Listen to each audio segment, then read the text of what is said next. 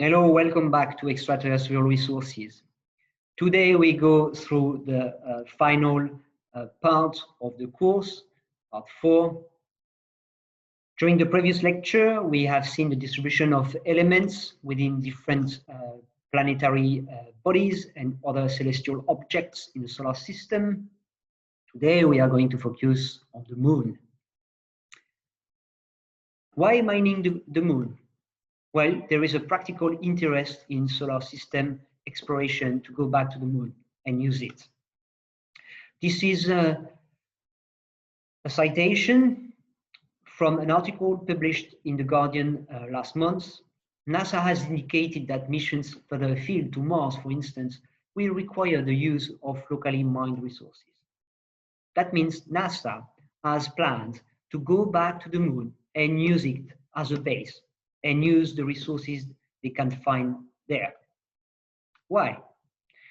Well, the obvious answer is the moon is our closest neighbor. It means we have an easier access to it compared to any other planet in the solar system. Another advantage in using the moon as a base, there is no atmosphere. I told you during the first lecture, if we want to bring back commodities on Earth, we need to use big spacecrafts, but the atmosphere re-entry is tricky. It could damage the spacecrafts or even destroy them. If we use the moon as a base, we don't have this issue. So we can imagine that the moon will eventually become a launching pad for the solar system exploration. And obviously, there are resources available on the moon.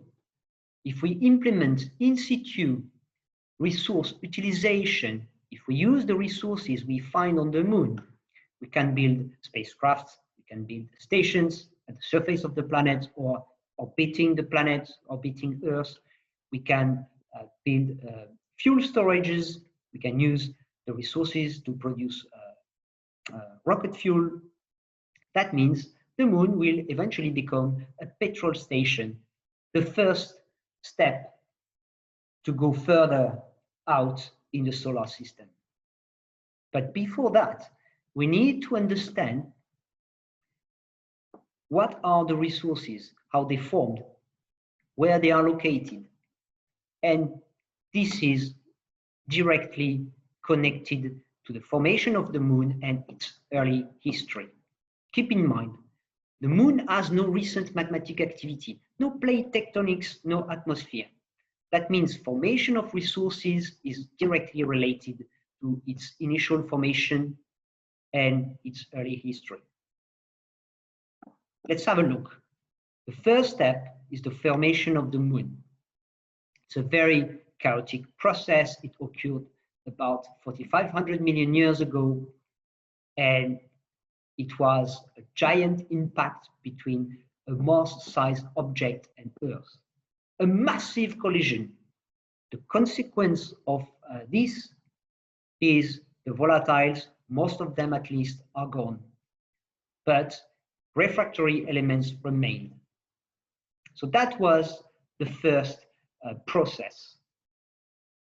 The second one is planetary differentiation. That happened between 4,500 and 4,400 million years. We have accumulation of heat from this initial impact. We have subsequent impacts bringing more heat and accumulation of radioactive elements. That's a large amount of heat. And that led to the formation of a global magma ocean, the lunar magma ocean, or LMO. And this magma ocean began to crystallize, forming first denser minerals, magnesium and iron silicates like olivine and pyroxene. Because they are dense, they sunk into the planetary body, forming different layers. And eventually that formed a stratified mantle with layers of different compositions.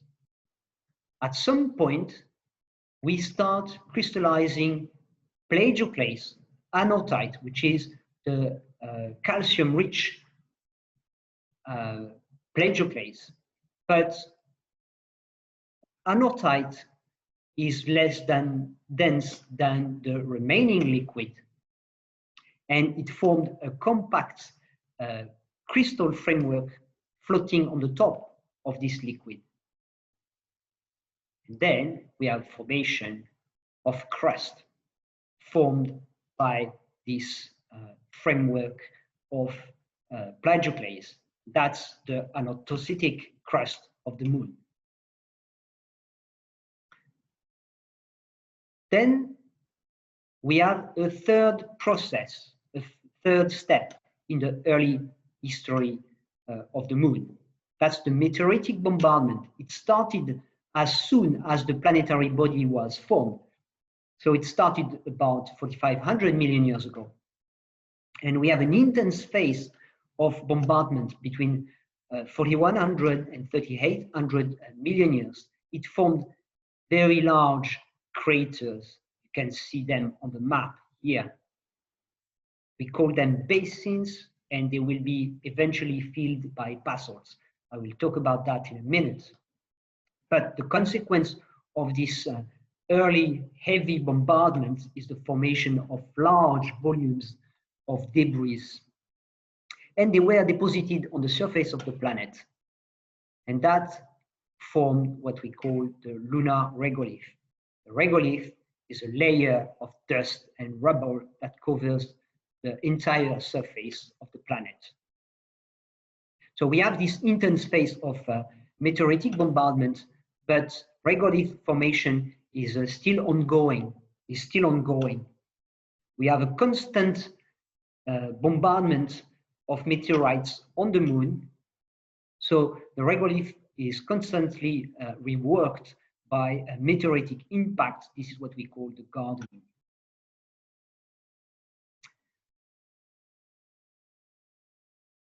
Finally, the early history of the moon is marked by magmatic activity. It started about 4,400 to 3,000 million years.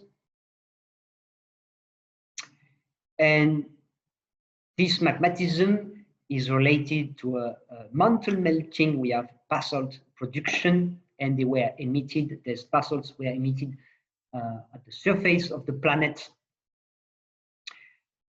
forming the black patches we see on the surface of the moon. And that is quite contrasting with the white part of the moon, which is the anorthositic crust. We believe that magmatism on the moon lasted until 1 billion years ago, but we are not really sure about that. But that is pretty much the end of the geologic history of the moon, if we accept the continuous bombardment from meteorites. And having that, there's steps of formation and early history events on the moon, we can work out where the resources are. And they are, in fact, in 3 locations: the anorthositic crust, the basalts, and the regolith. If we look at the basalts and the crust, the basalts, the black patches, as I said, they are formed by olivine, pyroxene, and plagioclase. We have also iron, titanium oxides. We can find also phosphates and native metals. The basalts contain about 14% in composition of iron. You can find also magnesium, cobalt, nickel, and titanium. The anorthositic crust is formed by 95% of calcium plagioclase, the anorthite, and in this mineral we can find aluminium, silicon, calcium, and strontium. We can compare the composition of the lunar basalts and crust with Earth. This is what you see in this diagram. The titanium is more abundant in lunar basalts compared to Earth. Magnesium is more abundant also in basalts. Iron as well. Calcium is more abundant in lunar crust than on Earth. However, silicon and oxygen are more abundant on Earth compared to lunar basalts and crust. Anyway, because the anorthositic crust and basalts are magmatic rocks, they are low-grade ore. Just a word about rare earth elements. I told you the lunar mantle is stratified. We expect layers of different compositions. If they melt, they can produce basalts with different compositions. And in fact, we identified a very peculiar type of basalt on the moon. We call them the crypt basalts for potassium, rare earth elements, phosphorus. We believe they are derived from a very peculiar layer within the lunar mantle, and this layer would be enriched in these elements. For the rare earth elements, we can compare the composition of the crypt basalts with other rocks. This is what you see in this diagram. Basically, we have normalized the composition of different rocks with the composition of chondrites. So we have a very flat patterns, and what you see is that the crypt basalts are more enriched in all the rare earth elements compared to the basalts from intraplate magmatic activity on Earth, like Hawaii. They are also more enriched than basalts produced by the mid-ocean ridges on Earth and the upper continental crust. The anorthosite crust of the moon is quite depleted in rare earth elements compared to the crypt basalts, excepting probably for europium. In any case, the crypt basalts are rare on the moon. Again, we have a low-grade resource. The other location for looking at resources on the moon is regolith.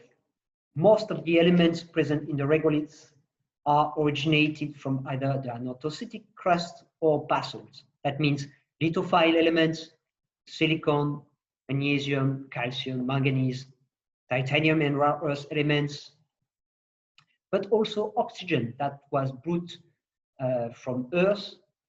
45% of the composition of the regolith is oxygen. There is also helium-3, which is the neutron-depleted helium that can be used in fusion reaction cells as a fuel. It was implanted by solar wind, but we have a significant amount of it on the regolith.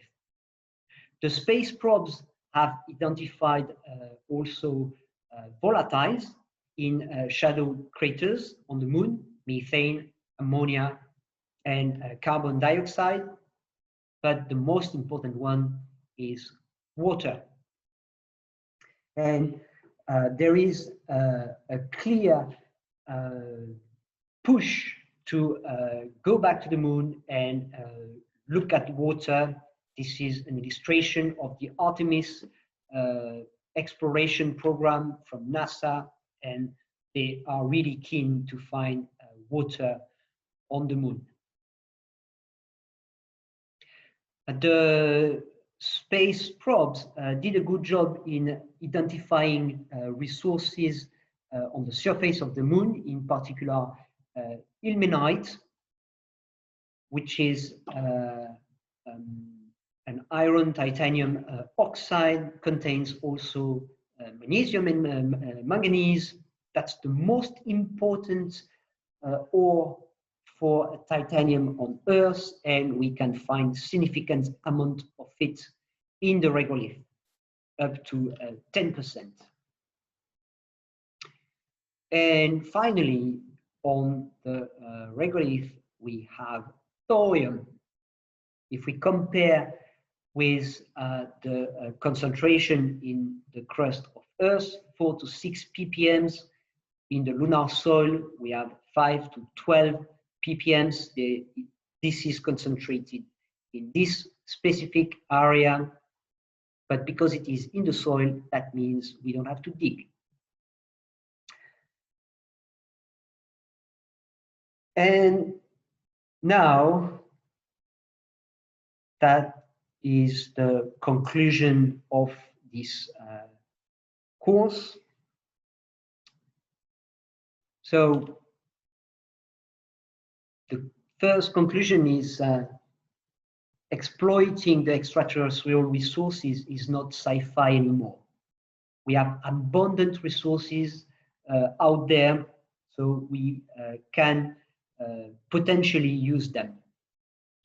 Extraterrestrial resources will become critical for solar system exploration, as I told you, for the moon.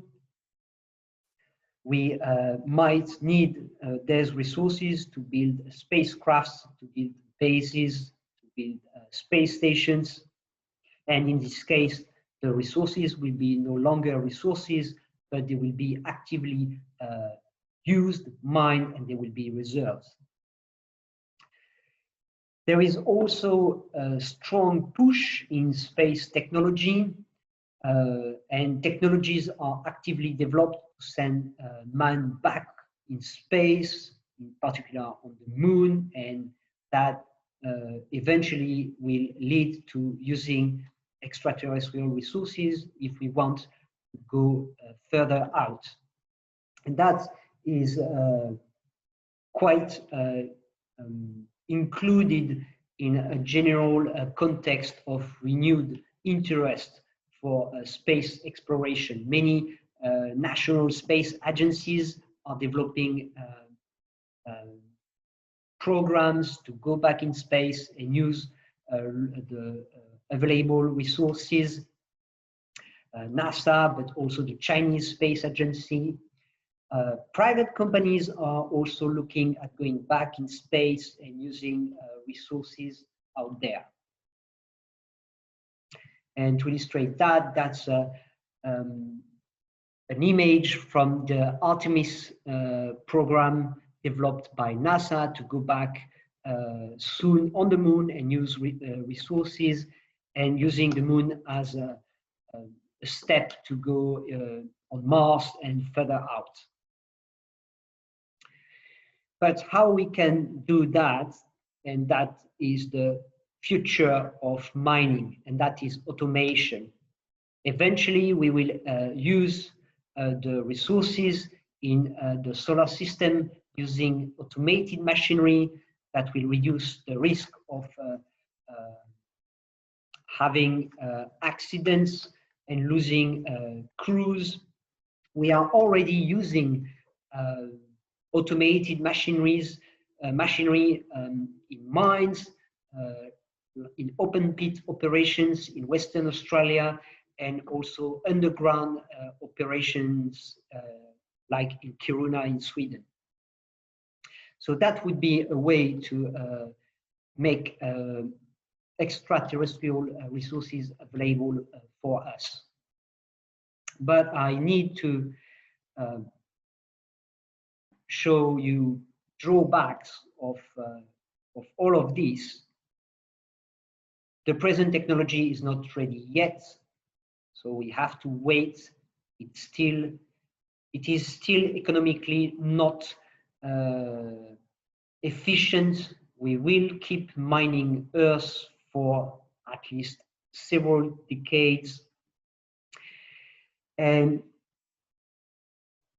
there is quite a strong probability that we will not return valuable elements on Earth. We will use in situ resource utilization procedures, protocols to avoid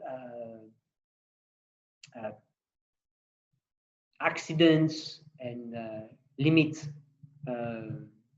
risks on Earth. And the final conclusion is that using extraterrestrial resources is not going to happen in the next few decades. And that will be it for this course. Thank you, and I hope to see you later. Bye.